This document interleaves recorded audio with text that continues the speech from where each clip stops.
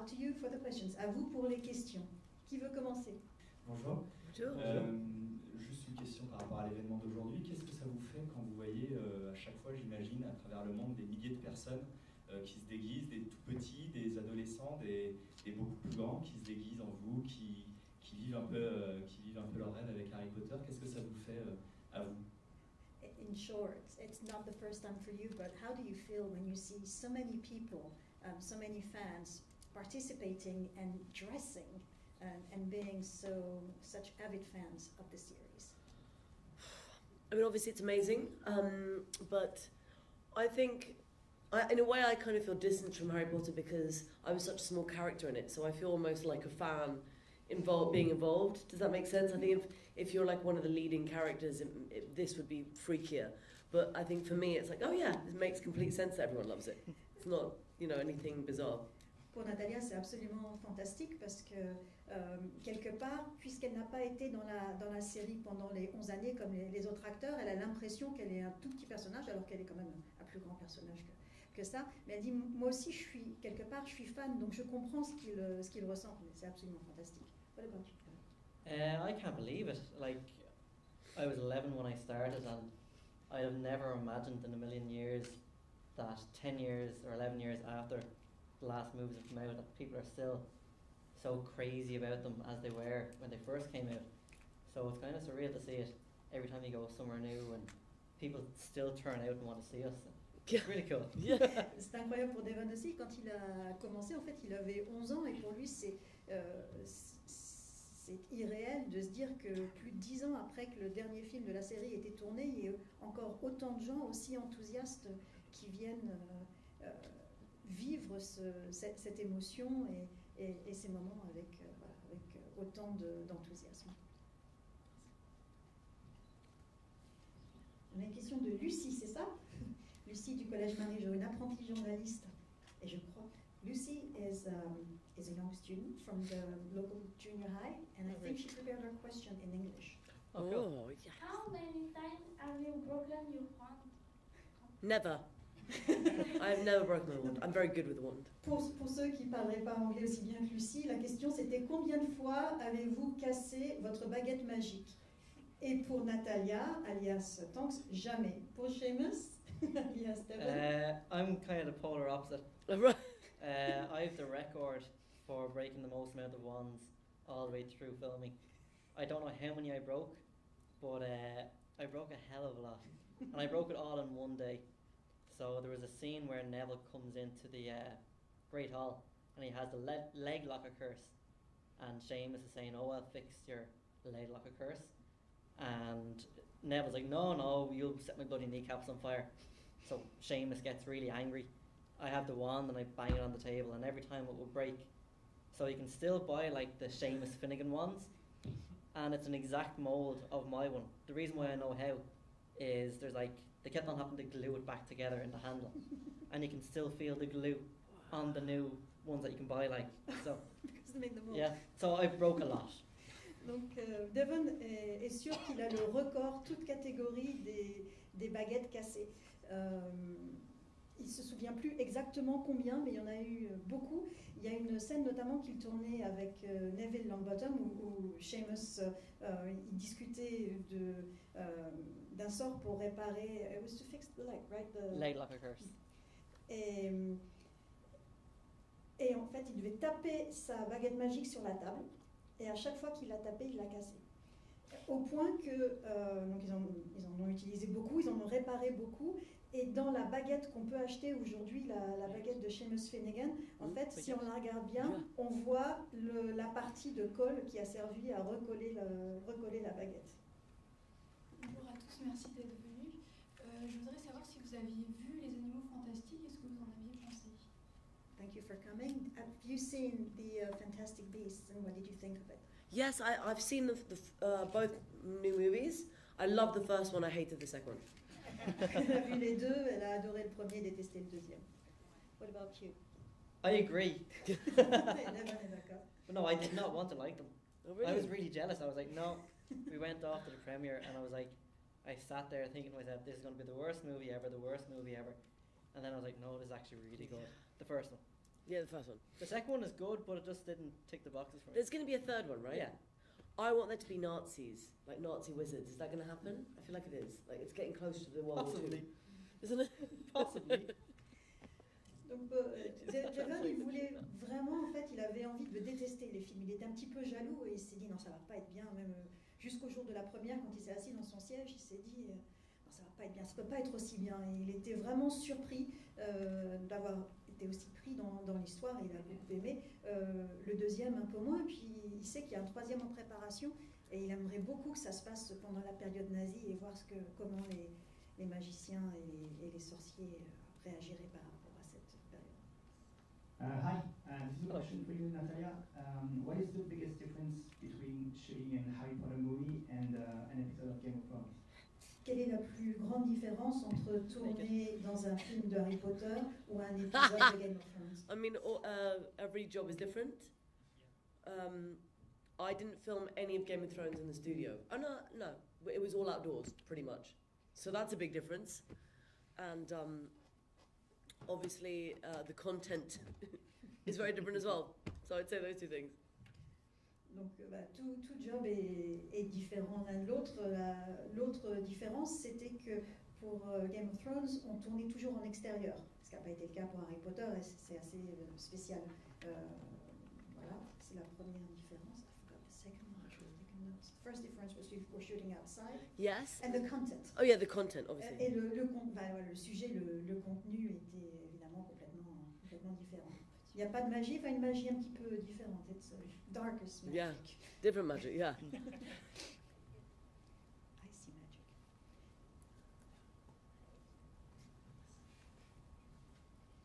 Hello. Hello. Quel est votre meilleur souvenir dans le tournage d'Harry Potter? What is your favorite memory while shooting Harry Potter? Probably my favourite. Oh, so Robbie Coltrane, who plays Hagrid, he was always trying to pull pranks and things like that. So we just started filming, I think it was the third movie, and before I went into hair and makeup, he pulled me aside and put band-aids all over my face, and then sent me into hair and makeup. So I walk in, band-aids all over my face, like, oh my god, what's happened? And I'm like, I fell off a horse. So with that, they called the director, the producers, they all come rushing down. My heart's beating, thinking, oh my god, I just lost my job. Robbie goes running away, giggling like a little schoolgirl. Then, in the end, Robbie came back in and said, look, it was me, I was joking. It was funny. But yeah, I enjoyed that. And just other randomness of us messing in like the Great Hall. And we had our own games room then as well for myself and all the kids, like the other guys. And we just sit there like playing like Xbox and PlayStation and having fun. Yeah. Oops. Yeah. Donc pour Devon, il a un souvenir associé à Robbie Coltrane qui joue le rôle de Hagrid. Et c'était dans le troisième film. Il allait se faire maquiller et coiffer et Robbie lui a mis des pansements partout. Il était couvert de pansements. Et donc quand il est arrivé vers les maquilleurs et les coiffeurs, ils m'ont dit mais qu'est-ce qui s'est passé? Et donc Devon a joué le jeu, il dit bah, je suis tombé de cheval et du coup il y a eu un conciliabule, ils ont appelé les producteurs, ils ont appelé le réalisateur et tout le monde était en émoi. Devon a eu un petit peu peur à ce moment-là, il s'est dit peut-être que je vais perdre mon job, ce serait un peu dommage. Mais finalement non, tout s'est bien passé et Robbie a expliqué que voilà, c'était lui qui était derrière tout ça, c'était un bon souvenir. Et puis de façon plus générale, il y a des souvenirs fantastiques d'avoir tourné et passé des moments dans le grand hall. Et puis aussi, il y avait cette salle avec des jeux vidéo où tous les jeunes acteurs ont pu aller s'exercer à la Xbox, la PlayStation. C'était très bon souvenir aussi. My favourite memory on set. You know what? I had a lot of time where I didn't do anything. Like they would bring me in because, you know, they were able to do that and I was, you know, it was such a big production. So a lot of my time was going crazy in my trailer. I think it's the job that's taught me patience more than any other job. And sometimes what I used to do is smoke cigarettes and drink coffee and read my book and do something. But you shouldn't do that. Yeah, shouldn't. But I'd go to the animal sanctuary. They would have where all the animals are, Harry Potter, and I would hang out there for hours, just looking at weird owls and playing with cats. So that was one of my favourite times on set. And actually from working, I would say being on a broomstick. That was so much fun. Donc pour Natalia, elle se souvient surtout d'avoir passé beaucoup de temps à ne rien faire parce que c'était une production énorme. Il y avait beaucoup de scènes, beaucoup d'acteurs et donc elle a passé beaucoup de temps dans sa loge à attendre et ça lui a énormément appris la patience. Elle aimait aussi passer beaucoup de temps avec les animaux. Elle allait voir l'animalerie et passer du temps. Il y avait un sanctuaire avec les animaux réels et imaginaires. Et donc elle a passé pas mal de temps, notamment avec les chouettes et les chats aussi. Et puis dans la partie drôle, c'était le ballet, puisque quand même voler sur un balai, c'est assez magique aussi. Je voulais savoir un petit peu comment s'étaient passés vos castings, comment est-ce que vous avez postulé, est-ce que vous cherchez, comment tout ça s'est passé. So, I was already an adult at this point because you were a kid, weren't you? I was, yeah. Yeah. So I was already a working actor, and I was doing a play in like the north of England, and my agent was like, "Come down to London for this audition." I was like, "Fuck no! I'm working. I've got, working in theatre is very hard as well." I was like, "I don't want to go down to London. It's a 3-hour, 4-hour round trip in the train." She's like, "Yeah, it's Harry Potter." I was like, "I don't know." I'd seen films of it, not as in like the posters, but I'd not watched the films. I didn't know anything about it. And I went to the audition. I didn't know anything about Harry Potter. I thought Voldemort was a country. I didn't know anything. And I walked in and I was like, I think this girl's clumsy and changes her hair a lot. And I used to change my hair all the time. Anytime I was depressed, when I broke up with men, when I lost a job, when I got a job, when I found new love, my hair was like a constant thing. So I kind of told him that and then I left. And it was such a bad audition. But for some reason, the director was convinced that it was me. And he rang me and he was like, "I'm going to give you another audition for 4 hours." I booked out 4 hours for auditioning. So yeah, read the book. And then I did it and I read the book. I came in and within about 5-10 minutes, he was like, "That's it." And we got it on camera and the producers said yes. It was great. Okay. Donc, Natalia était déjà une adulte à l'époque, elle jouait une pièce de théâtre dans le nord de l'Angleterre et son agent l'a appelée, elle n'était pas trop sûre, ça faisait quand même 4 heures de route aller-retour pour aller passer une audition d'une série qu'elle ne connaissait pas. Elle avait vu les posters mais elle ne savait pas grand-chose de plus, elle n'avait pas lu les livres. Elle pensait que Voldemort était un pays. Et elle ne savait pas trop. Et en fait, le casting a été plutôt catastrophique. Mais la seule chose qu'elle leur a dit, et qui a, je pense, touché le réalisateur, elle leur a expliqué qu'elle changeait de couleur de cheveux régulièrement, un peu comme le personnage de Tonks quand elle rompait avec un petit ami, où elle changeait régulièrement de couleur de cheveux. Et ça a plu au réalisateur qui l'a rappelé. Il lui a dit on va vous redonner une autre chance. On a 4 heures d'audition. Et ce qui est quand même assez exceptionnel. It's rare for our audition. Yeah, I've never had this before, not ever. But I didn't do it. We walked in and in 5 minutes he was like yes. Et c'est la seule fois qu'on lui a proposé une audition de 4 minutes, mais elle n'a pas eu Because I'd done my homework. Elle n'a pas eu besoin de 4 minutes parce que, en fait, entre-temps, elle avait lu les livres, elle était préparée et ils se sont parlé. Et au bout de 10 minutes, ils se sont dit c'est bon, on tourne. Et quand ils ont tourné, ils ont dit c'est toi. And you were Tonks. Yeah. What about you, Devon? For me, Seamus had already been cast as an English boy, and J.K. Rowling and the producers were like, "Look, we can't have an Irish character played by an English boy." And he was a very nice guy, but he was ever so posh. So Can't have that. No. So they'd watch me in Angela's Ashes, and they said, "Oh, send this guy over." So they flew me over to London into Leavesden Studios for a screen test. So I'm dyslexic. I'd never read a book in my life. I'd never heard of Harry Potter. So when I flew over, I went onto set. I walked straight past Dan, Rupert and Emma, all the way over to the director, who was Chris Columbus. I thought he was Harry Potter. So I went over and said, "How's it going, Harry? Nice to meet you." They were looking for a stupid Irish guy. And then I kind of proved to them that I was the stupid Irish guy that they were looking for. And then That's amazing. Then 3 or 4 days later, they had the read-through. But my mum was like, "I don't really want them to go there." because he hasn't got the part yet or whatever. It's going to be really awkward. He's going to be the only person there that hasn't actually got it. So David Heyman, the producer, came over and said, look, no, he has the part, we just don't want to tell him until the day.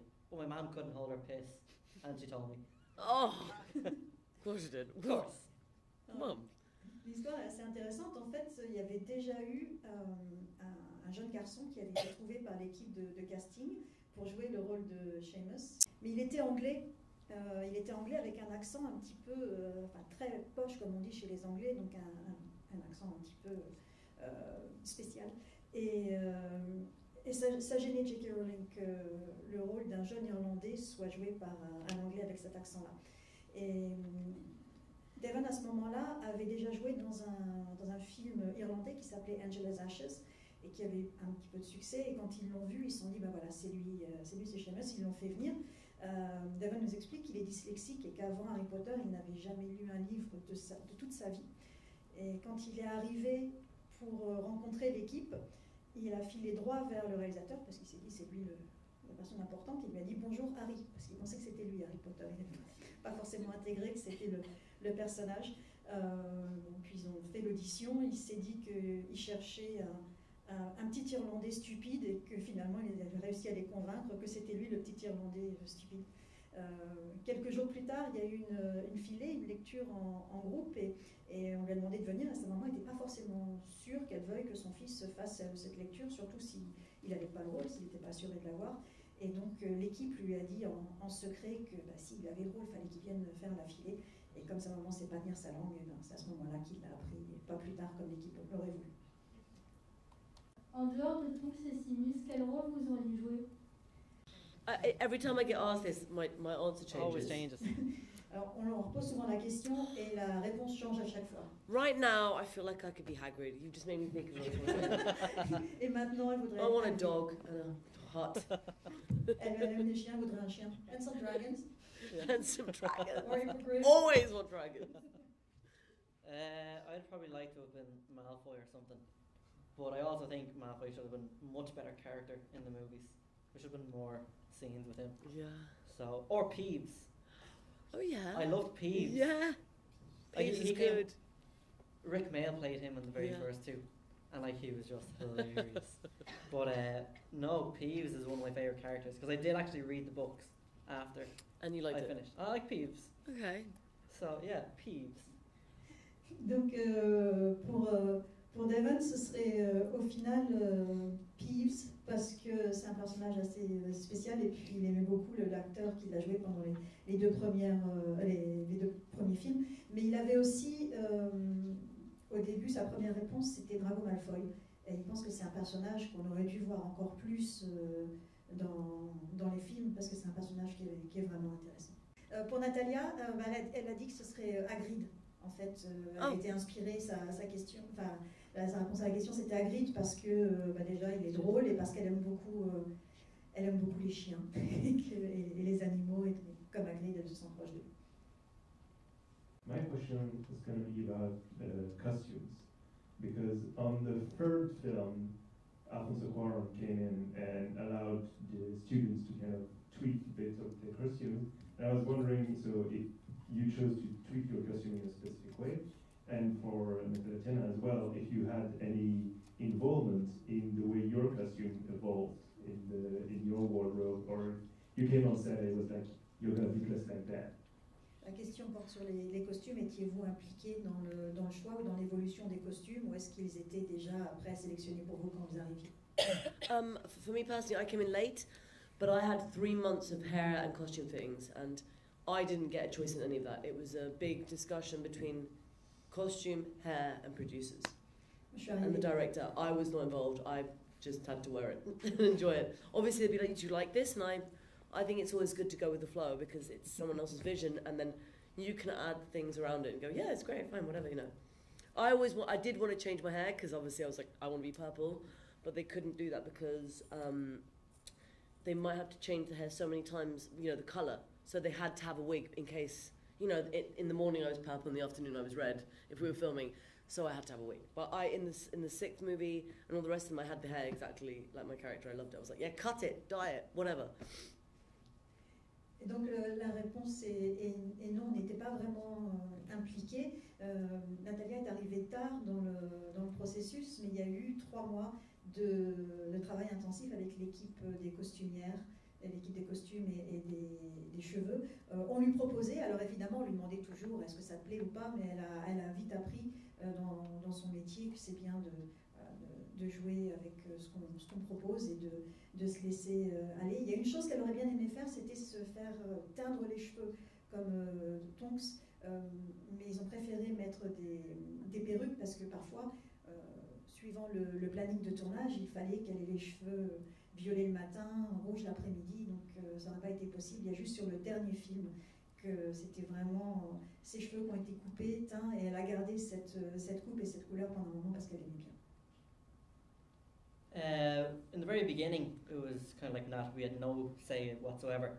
The producers, directors, costume, everything, they kind of had that nailed down. And then when Alfonso came onto the third movie, he wanted to mix everything up and kind of make the movie more his own and a little bit older, like break away from the kiddie so much and magical and things like that. So he'd watched a lot of behind the scenes footage. Because you remember, like, when you were filming, there was constantly cameras recording when we were outside having a smoke or whatever you're doing, there's always a camera. So he'd watch all the stuff behind the scenes.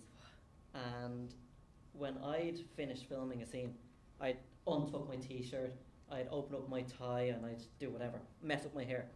So Alfonso was like, so you like to have your shirt out? I was like, yeah. Like, keep it out. Like, you want to open up your tie? I was like, yeah. Open your tie. And then at the time I was wearing my gold rings, and the first time I'd met Alfonso, he was like, "Ooh, I like your rings." I was like, "Ah, thanks." He said, "You want to wear them in the movie?" I was like, "Sure." I was like, "Okay, you want to wear them in the movie?" But they did something with my tie, and it's like my tie is only like that big, and then like he always had like the long tail part sticking out. So it was kind of, it was weird looking all the time, a little bit inappropriate. Very. But yeah, no, and then my character, I wanted to get rid of my rings then on like the 4th movie, but then they wouldn't let me. Oh no. I got to grow like a little bit of stubble though. Okay. Which was great. Wasn't shaving like 3 times a day.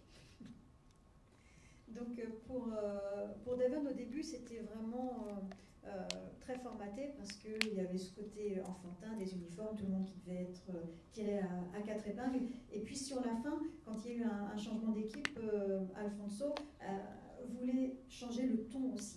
Et les films devenaient plus noirs, donc il voulait aussi qu'on sente une rupture. Et il avait regardé beaucoup toutes les images qui avaient été tournées en coulisses. Et il s'était rendu compte que Devon ne portait pas forcément sa chemise bien à l'intérieur de son pantalon, qu'il était toujours en train de défaire ses cheveux. Il lui a dit, mais est-ce que tu voudrais faire la même chose dans le film? Et puis voilà, c'est rentré dans le moule et dans le brief costume de Seamus. Il avait aussi des bagues en or qu'il portait dans le civil, Devon, et qui sont devenues, sur la suggestion d'Alfonso, une partie du personnage. Et puis une cravate qui était toujours un petit peu bizarre, qu'on voyait très courte ici, mais qui dépassait du pull. Et Devon ne sait pas trop quoi en penser en fait de cette cravate qui dépassait comme ça. Peut-être une question pour Devon. Est-ce qu'on se rend compte, quand on a 11 ans, de ce que cela représente de jouer dans ce film? Est-ce qu'on se rend compte aussi de ce que cela va devenir? Et à quel point ça a changé votre vie ensuite, quand on a 11 ans? Mais on imagine que c'est quelque chose d'énorme. No, from like 11-year-old me to now, it's just been crazy. When we first started Harry Potter, nobody knew what it was going to be like. Even when we were signing contracts to begin with, we signed for the very first for the first 2 movies, and obviously we were definitely making the first one, but they weren't sure whether they were going to make a second Harry Potter or not. Au début, non, on n'avait aucune idée et on était vraiment très très jeunes. Et puis, on a même signé un contrat pour 2 films, mais quand on tournait le premier, on n'était même pas sûr qu'il y aurait un deuxième film. And then after that, it just kind of, I think it was the very first premiere that kind of opened up everybody's eyes. There was like 40 or 50,000 people there, like fans. There was media from like all over the world. And it was just, that's when it kind of became a little bit insane. Oh yeah. Ce qui a vraiment ouvert nos yeux, c'est la première du premier film, quand on s'est retrouvé là au cinéma avec 40 000, 50 000 fans, certains membres de la presse qui étaient venus du monde entier. On a ressenti que ça allait être quelque chose. And now that they've gone and built like theme parks in Orlando, they've turned the Harry Potter studios into a tour. Like I'd have never in a million years imagined that from the very first day, walking to Leaves and Studios, that I'd be sitting here and people actually wanted to actually talk about Harry Potter. Still. So I'm blessed. Et maintenant, il y a des parcs d'attractions, il y a les studios à Londres qui ont été tournés aussi dans un parc qu'on peut visiter.